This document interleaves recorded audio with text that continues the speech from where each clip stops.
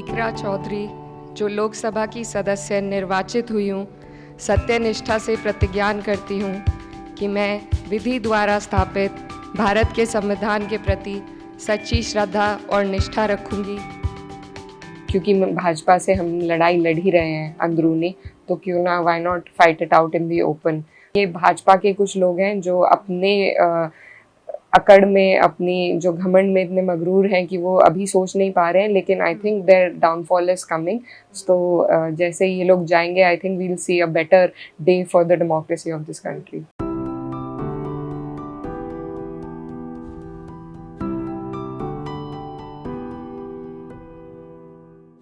मैंने since I come from a political family, तो मैंने बहुत नज़दीक से देखा है ये सब होते हुए, and I always had an interest in politics but not a very participatory interest. मुझे रिसर्च और थ्योरेटिकल पॉलिटिक्स में ज़्यादा इंटरेस्ट था, और मेरा इरादा था कि मैं पीएचडी करूं, वो भी इलेक्टोरल रिफॉर्म्स पे ही थी मेरी जो थीसिस थी। So that was the path I had chosen for my self, and this was second wave of corona.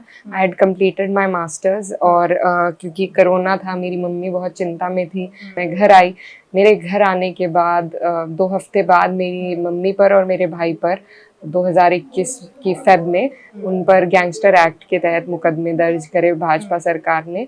तो उसके बाद दोनों लोग घर से चले गए, और मैं अकेली थी जिसको घर की जिम्मेदारी और राजनीतिक जिम्मेदारी संभालनी पड़ी।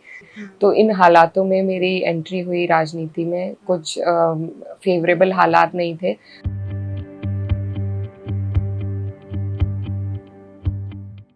लेकिन उसके बाद फिर 22 का चुनाव आया, जिसमें मेरे भाई को गिरफ्तार कर लिया गया था जिससे पहले। तो उनके चुनाव को जो उनके चुनाव का कैंपेन पहली बार था जो मैंने कोई कैंपेन लीड किया हो, और फिर ऐसा किस्मत थी और हमारे लोगों ने इतना साथ दिया कि हम वो चुनाव जीत पाए। उसके बाद लेकिन 1 साल का वक्त हमें लगा मेरे भाई को जेल से बाहर निकालने में। तो वो एक लंबा वक्त था, बहुत मुश्किल वक्त था, और मुझे उस दौरान भी अपने भाई के विधायक के टर्म को देखना पड़ा, और उनकी जो लीगल बैटल्स थी उसमें भी ध्यान देना पड़ा। और ऐसी परिस्थिति घर पे थी कि हमारे अकाउंट्स भी फ्रीज कर दिए थे, और सारी प्रॉपर्टी कुछ खरीद नहीं सकते, कुछ बेच नहीं सकते, घर पे मेरी मदर नहीं थी। तो बहुत एडवर्स सर्कमस्टांसेस में मैंने अपनी शुरुआत करी थी राजनीति में। और जब इतना सब कुछ बर्दाश्त किया और बहुत कुछ झेला, मेरे भाई का ट्रांसफ़र कर दिया था भाजपा ने फिर 1300 किलोमीटर दूर एक जेल में। तो हमें उनके इरादों पर भी शक था, कुछ भी हो सकता था। तो और उसी दौरान मुझे पार्टी ने भी मुझसे पूछा लड़ने के लिए, और इस थॉट प्रोसेस के साथ, because I had already been through so much, so I thought why not fight it out openly with them, and that was the thought with which I thought of entering politics on a SP MP ticket. Shri Asaduddin Owaisi.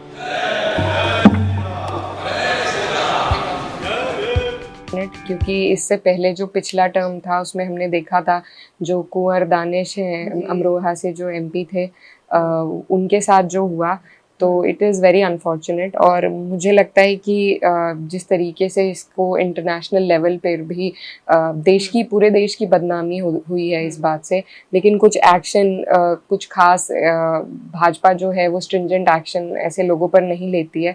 तो इससे सिर्फ उनकी राजनीति चमकती है, या जिस तरह की वो राजनीति करना चाहते हैं उस प्रोसेस को ज़रूर बढ़ावा मिलता है। बहुत अफसोस की बात है, क्योंकि we are the minority, and there is no denying that fact, but the constitution gives us the right to voice our opinion, to be participants in the process of democracy, and I think everyone deserves respect for that.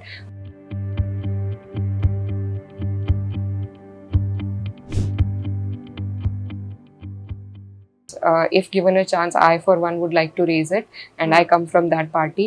So I can only speak for myself now, but I think the party is of the opinion that what's wrong is wrong, and I think the leaders will take a call when when it's the right time.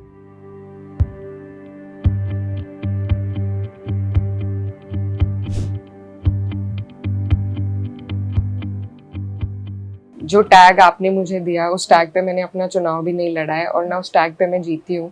And if you look at the demographic of my constituency, जो समीकरण है वहाँ का, वहाँ पर सिर्फ 30-32% मुसलमान हैं और उसकी बुनियाद पर आप चुनाव नहीं जीत सकते।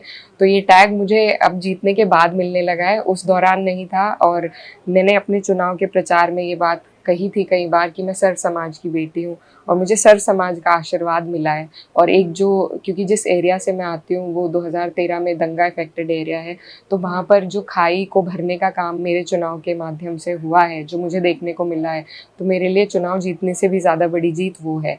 तो बिल्कुल आइडियोलॉजिकल इन्फ्लुएंस होना चाहिए।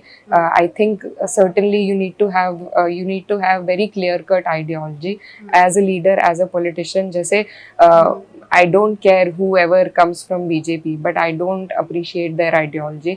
So आप कोई एक नेता शायद बेहतर हो सकता है उनमें, लेकिन फिर भी आप उसी पार्टी की आइडियोलॉजी को आगे बढ़ा रहे हो।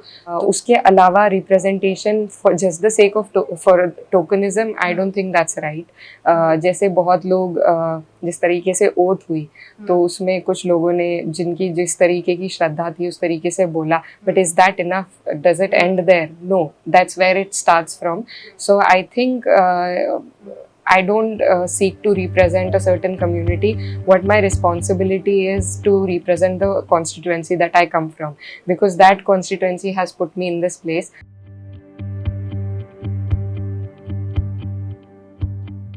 I've done my graduation in history and my master's in international law and politics. So this area has been very close to my heart, and I've always been political and opinionated. But I wasn't very vocal. I was very shy. So now that I've gotten this opportunity, I would like to make use of all of the great places that I've had the honor to study at, and I hope I can make all of them proud. And एक कोई adjective तो मेरे दिमाग में नहीं आ रहा है, but I used to call myself a wallflower, which I no longer am, thanks to the media.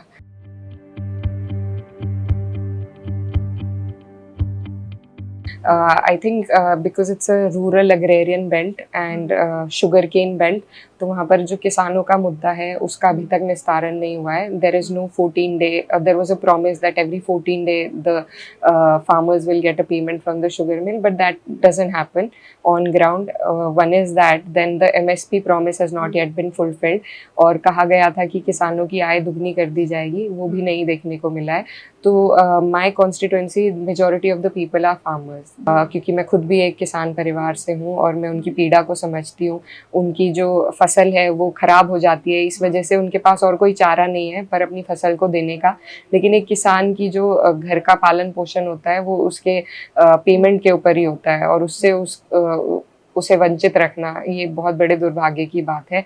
जो मुद्दा मेरे दिल के बहुत नज़दीक है वो महिलाओं की उच्च शिक्षा के लिए वहाँ पर कोई ऐसा डेडिकेटेड इंस्टीट्यूशन नहीं है. अगर सरकार आती तो वो करना बहुत आसान होता, लेकिन अभी भी हम प्रयास कर रहे हैं अपने लेवल पर नॉन गवर्नमेंटल जितनी भी सुविधाएं होती हैं उनको जोड़कर, उन रिसोर्सेज को जोड़कर कुछ अगर हम अपने लेवल पर कर पाएँ. और अगर वो भी नहीं हो पाता है तो मुझे उम्मीद है 27 में शायद यूपी में सरकार हम बनाएं, तो उसके हिसाब से हम निस्तारण करेंगे.